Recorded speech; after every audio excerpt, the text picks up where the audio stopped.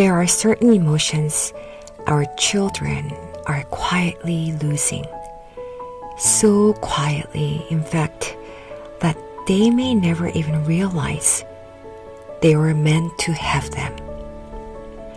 I think often about anticipation, not the quick, fleeting excitement of a notification, but the kind that stretches across days, sometimes weeks, the kind that asks something of you. You know, we used to wait. We waited for our favorite TV show to air at a specific time, structuring our evenings around it. We waited for books, not arriving in our doorstep overnight, but at the local bookstore. And then come that small but unforgettable moment. The store owner would call and leave a message on the answering machine. Your book is here, come pick it up anytime. Suddenly, your whole day shifted. There was excitement and urgency. You go, sometimes that very day, just to hold it in your hands. We saved up for CDs, choosing carefully because they were expensive. Music was not something you streamed endlessly. It was something you pursued, something you committed to. You listened deeply, repeatedly, because you had invested in it. That waiting shaped us in ways we didn't recognize at the time. It expanded our capacity for joy. It made ordinary things feel meaningful. It trained us to live with desire without immediately resolving it. I often think, at least for me, what makes life feel full is having something to look forward to, something just out of reach, something not yet here. That sense of anticipation carries us. It gives direction to otherwise ordinary days. It sustains us in ways we rarely articulate. But more and more, that is disappearing. Our children rarely have to wait. Books arrive instantly. Music is unlimited, immediate, effortless. There is no build-up, no interval, no space between waiting and having. And the result is not simply convenience. It is a kind of restlessness. When everything is available, satisfaction becomes harder to locate. Desire has less time to deepen, and without depth, it also loses durability. What is gained quickly is often just as quickly replaced. Perhaps what we are witnessing is not a lack of provision, but a thinning of experience. So the question becomes not how to give them more, but how to recover what cannot be downloaded, streamed, or delivered overnight.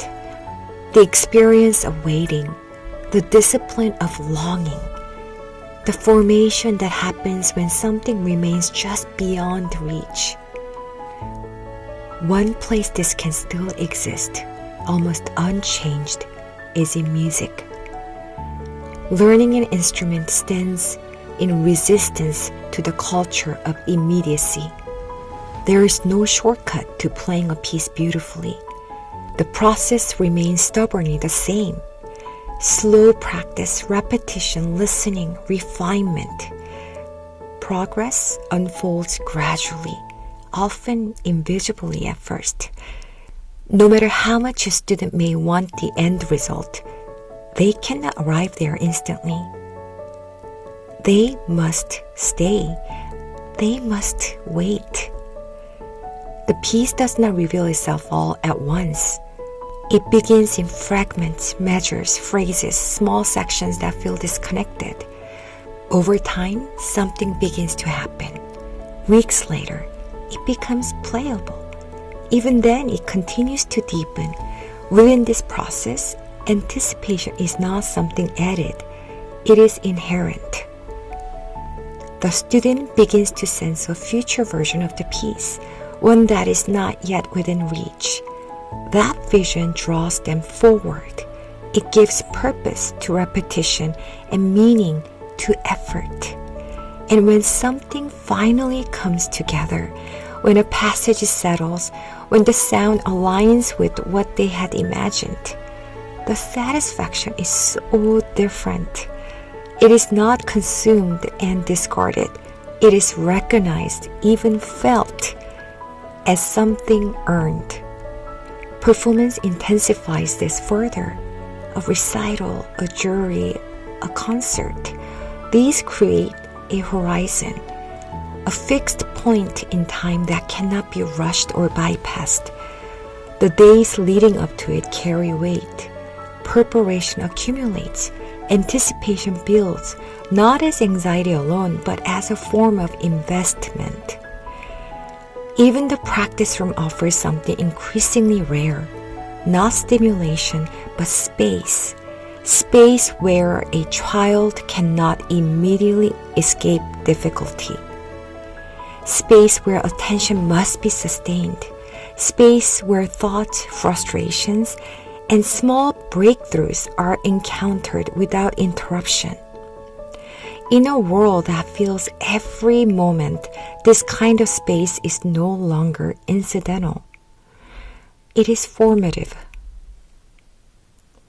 So perhaps music education is not only about raising musicians. Maybe it is one of the few remaining places where a child learns that not everything unfolds on demand, that some things require time, patience, and sustained attention. Because what shapes us most profoundly is rarely what comes quickly. It is what we wait for, what we work toward, and what, for a time, remains just beyond our reach. So maybe the question is not only what we are giving our children, but what they still have the chance to long for. As parents and educators, this leaves us with a new responsibility. In an era of instant results, music is no longer just a hobby or an extracurricular. It has become a form of essential education, perhaps one of the few remaining tools we have to protect a child's capacity for depth, patience, and resilience.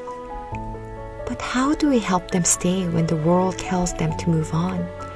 How do we keep the spark of motivation alive when they hit the slow middle of a difficult piece?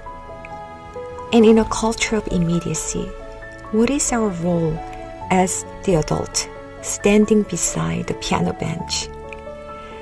These are the questions we must face if we want to give our children back the gift of the quote-unquote not yet.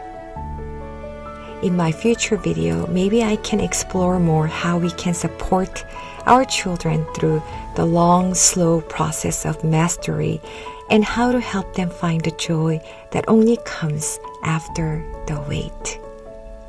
Thank you so much for listening.